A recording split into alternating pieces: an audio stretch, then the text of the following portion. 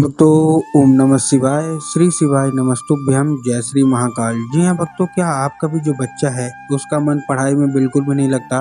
आप लोग उसकी पढ़ाई के लिए बहुत ज़्यादा परेशान हैं कि आखिर हमारा जो बच्चा है वो पढ़ता क्यों नहीं है। आपने बहुत ज़्यादा मेहनत कर लिया, उसके पीछे बहुत ज़्यादा प्रयास कर लिया कि आपका जो बच्चा है वो पढ़े, लेकिन फिर भी आपके बच्चे का मन ना पढ़ाई की ओर नहीं लगता। तो ऐसे में कौन सा उपाय करें ताकि जो आपका बच्चा है ना वो पढ़ाई में होशियार हो जाए और अच्छे से पढ़ने लगे, आज की इस वीडियो के माध्यम से हम आपको बताने वाले हैं। अगर आपका बच्चा ऐसा है कि आप उसको पढ़ाने के लिए बैठाते हो लेकिन वो पढ़ता बिल्कुल भी नहीं है, इधर उधर के कामों में लग जाता है, जब भी आप उसको पढ़ाने के लिए बैठाते हो तो इधर से भाग के उधर चला जाता है, लेकिन पढ़ता बिल्कुल भी नहीं है, तो ऐसे में कौन सा उपाय करें ताकि जो आपका बच्चा है ना वो बिना बोले पढ़ने लगे, आज की इस वीडियो के माध्यम से हम आपको बताने वाले हैं। देखिए, पूज्य गुरुदेव की जो कथा होती है, जैसे कि आपको पता है कि गुरुदेव की कथा में लाखों की भीड़ आती है, ठीक। और गुरुदेव की कथा में जब लाखों की भीड़ आती है तो वहाँ क्या होता है, जितने भी भक्त आते हैं, ज़्यादातर भक्त जो होते हैं ना वो क्या करते हैं, पत्र के द्वारा अपनी मनोकामना गुरुदेव तक पहुँचाते हैं। तो अभी गुरुदेव की कथा चल रही थी, आज से 7-8 महीना पहले की बात है, गुरुदेव की कथा चल रही थी और गुरुदेव की कथा में लाखों की भीड़ आई। जब गुरुदेव की कथा में लाखों की भीड़ आई तो वहाँ ज़्यादातर लोगों ने क्या किया, पत्र के द्वारा अपनी मनोकामना गुरुदेव तक पहुँचाई। जब गुरुदेव के पास पत्र पहुंचा और गुरुदेव ने देखा पत्र, तो उसमें ज़्यादातर लोगों का केवल और केवल एक ही मनोकामना क्या था कि गुरुदेव, हमारा जो बच्चा है ना उसका मन है वो पढ़ाई में नहीं लगता, कृपया करके कोई उपाय बता दें ताकि उस बच्चे का मन है जो वो पढ़ाई की ओर लगने लगे।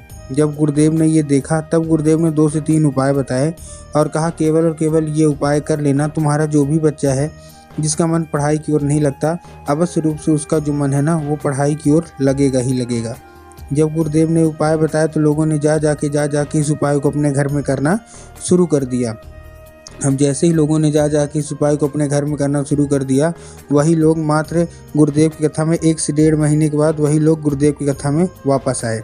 अब जब वही लोग गुरुदेव की कथा में वापस आए तो उन्होंने फिर से गुरुदेव को पत्र लिखा, लेकिन ये वाला जो पत्र था ये गुरुदेव को धन्यवाद के रूप में पत्र था कि गुरुदेव धन्य हो आपका, आपके द्वारा बताया गया उपाय हमने कर लिया है, हमारी सारी की सारी इच्छा जो थी, सारी की सारी मनोकामना जो थी ना वो पूरी हो गई हैं। हमारा जो बच्चा था जिसका मन पढ़ाई में नहीं लगता था, अब उसका जो मन है ना वो पढ़ाई की ओर आकर्षित होने लगा है, आपका कोटि कोटि धन्यवाद। तो देखिए, जो लोग भी मेरी आवाज़ सुन रहे हैं, अगर आपको भी जानना है कि आखिर ऐसा कौन सा उपाय है जिसको करने मात्र से जो बच्चे होते हैं जिनका मन पढ़ाई की ओर नहीं लगता रहता और अचानक ये उपाय करने मात्र से उनका मन है ना वो पढ़ाई की ओर आकर्षित होता है, तो ऐसा कौन सा उपाय है, तो चलिए हम बताते हैं आपको आज की इस वीडियो में। ध्यान से सुनिएगा, अच्छे से करिएगा। पूज्य गुरुदेव की ही कथा सुन के और बहुत अच्छे से समझ के आपके लिए लेके आया हूँ, लेकिन उससे पहले चैनल पे अगर पहली बार आए हैं और आवाज़ मेरी पहली बार सुन रहे हैं तो वीडियो को कर दें लाइक और चैनल को भी कर लें सब्सक्राइब, ताकि पूज्य पंडित प्रदीप जी मिश्रा के रोज़ नए नए उपाय जो कि मैं उनकी कथा से सुनता हूँ, श्रवण करता हूँ, सबसे पहले मैं आपको प्राप्त करा सकूँ, ठीक। तो देखिए, जो हमारा धतूरे का उपाय है, पहला उपाय ना, इसको हम समझते हैं। इस उपाय में आपको अपने बच्चे को 3 काली तिल देना है और 1 धतूरा देना है। क्या क्या देना है बता रहा हूँ, तो ध्यान से सुनिएगा। 3 काली तिल देना है और 1 धतूरा देना है। अब देखिए, काली तिल और काली मिर्च में ना बहुत सारे लोग कंफ्यूज हो जाते हैं कि हमको काली तिल लेना है कि काली मिर्च, हमको थोड़ा साफ साफ बताइए। तब गुरुदेव ने साफ साफ बताया है कि आपको काली तिल लेना है, ठीक। काली तिल के साथ आपको 1 धतूरा चाहिए। अब धतूरा जो है कहीं से खंडित नहीं होना चाहिए, अच्छा हरा होना चाहिए। पूज्य गुरुदेव कहते हैं कि महादेव जितना जल्दी प्रसन्न हो जाते हैं, जितना जल्दी खुश हो जाते हैं, उतना जल्दी वो क्रोधित भी होते हैं। तो आपको महादेव को क्रोधित नहीं करना, आपको महादेव को प्रसन्न करना है। तो बस आपको करना क्या है, आपको 3 काली तिल और 1 धतूरा लेना है और ये लेके अपने बच्चे के हाथ में भेज दीजिए उसको सीधा सीधा शिव मंदिर, ठीक। जैसे शिव मंदिर पहुँचेगा उसको बोलिएगा कि दक्षिण दिशा में खड़ा हो जाए और उत्तर की ओर अपना चेहरा कर ले। अब देखिए, दक्षिण और उत्तर में ना बहुत सारे लोग कंफ्यूज हो जाते हैं कि दक्षिण क्या है, उत्तर क्या है, थोड़ा क्लियर बताइए। तब गुरुदेव ने साफ साफ बताया है कि आप जिस भी शिव मंदिर जा रहे हैं उस शिव मंदिर का जिधर साइड जलाधारी होता है, आपको अपना चेहरा उधर साइड करके खड़े हो जाना है, ठीक। आप खड़े हो गए, खड़े होने के बाद अपने बच्चे को बोलना है कि महादेव का एक सुंदर सा नाम है, कौन सा, कुंदकेश्वर महादेव। तो बस अपने बच्चे को बोलिए कि कुंदकेश्वर महादेव का नाम लेके उन्हीं का स्मरण करके चुपचाप वो काली तिल और धतूरा चुपचाप बाबा भोलेनाथ के ऊपर अर्पित कर दे और अपनी मनोकामना मांगे। पूज्य गुरुदेव कहते हैं कि ये उपाय बहुत ही बड़ा उपाय माना जाता है। जो कोई भी व्यक्ति इस उपाय को करता है अवश्य रूप से उसकी मनोकामना पूरी होती ही होती है। ये था पहला उपाय। अब हम चलते हैं अपने दूसरे उपाय की ओर। जितने भी माता पिता है ना, उनको ये उपाय करना है। इस उपाय में आपको चाहिए क्या, आपको एक लाल फूल चाहिए। लाल फूल कोई सा भी हो सकता है, गुलाब का ले लीजिए, गुड़हल का ले लीजिए, जो भी आपको पसंद है आप ले लीजिए, ठीक है। बस वो कहीं से मुरझाया हुआ नहीं होना चाहिए। सबसे अच्छी बात इस उपाय की है कि इस उपाय को आप अपने घर में ही कर सकते हैं, मतलब आपको कहीं और जगह जाने की ज़रूरत नहीं है। इस उपाय को आप अपने घर में कर लीजिए। लेकिन अब करेंगे कैसे, चलिए हम उसके बारे में बात कर लेते हैं। इस उपाय में सबसे पहले आपको माता सरस्वती की फ़ोटो होना अति अनिवार्य है। अगर आपके घर में माता सरस्वती की फ़ोटो है तब तो अच्छी बात है, लेकिन अगर आपके घर में माता सरस्वती की फ़ोटो वगैरह नहीं है तो आप बाज़ार जाइए और माता सरस्वती की एक फ़ोटो या मूर्ति कुछ भी है जो भी आपको अच्छा लगे लेके उसको घर आइए। घर आने के बाद अपने घर में उनको स्थापित कर दिए, स्थापना करिए।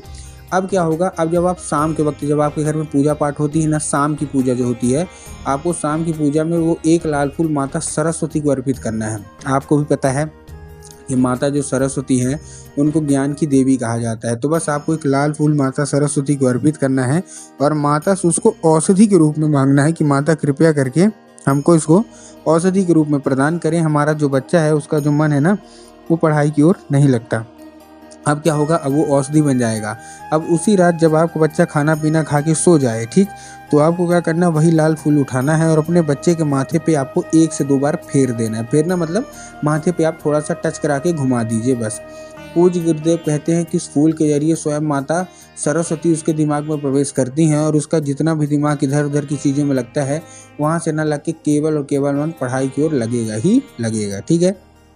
ये था हमारा कौन सा, ये था हमारा दूसरा उपाय। अब हम चलते अपने तीसरे और आखिरी उपाय की ओर। इस उपाय में देखिए आपको करना क्या है।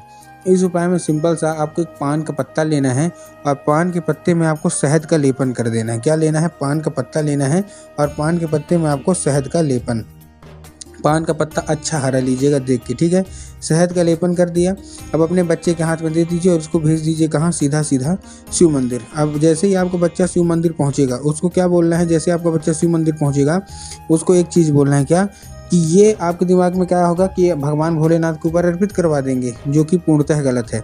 आपको बाबा भोलेनाथ के ऊपर अर्पित नहीं करवाना, आपको माता अशोक सुंदरी के ऊपर अर्पित करवाना है। अब देखिए, जिनको पता है कि माता अशोक सुंदरी की जगह कहाँ होती है उनका तो ठीक, लेकिन बहुत सारे ऐसे लोग हैं जिनको ये भी नहीं पता कि माता अशोक सुंदरी की जगह कहाँ होती है। तो गुरुदेव ने साफ साफ बताया कि आप जिस भी शिव मंदिर जा रहे हैं, शिव मंदिर की जो जलाधारी है, जलाधारी के दाएं मतलब राइट साइड में माता अशोक सुंदरी की जगह होती है। तो बस आपको माता अशोक सुंदरी की जगह में आपको चुपचाप अर्पित कर देना है। बस जैसे ही आप अर्पित करेंगे अपनी मनोकामना मांगिए। पूज्य गुरुदेव कहते हैं कि अगर आपका बच्चा पढ़ाई में कमज़ोर है तो अवश्य रूप से उसका जो मन है ना पढ़ाई की ओर आकर्षित होगा, और अगर आपका बच्चा क्लास में फेल होता है तो टॉप भी करेगा। तो उम्मीद करता हूँ आज का ये उपाय समझ में आ गया होगा। उपाय अच्छा लगा हो तो कमेंट बॉक्स में हर हर महादेव अवश्य रूप से लिख दें।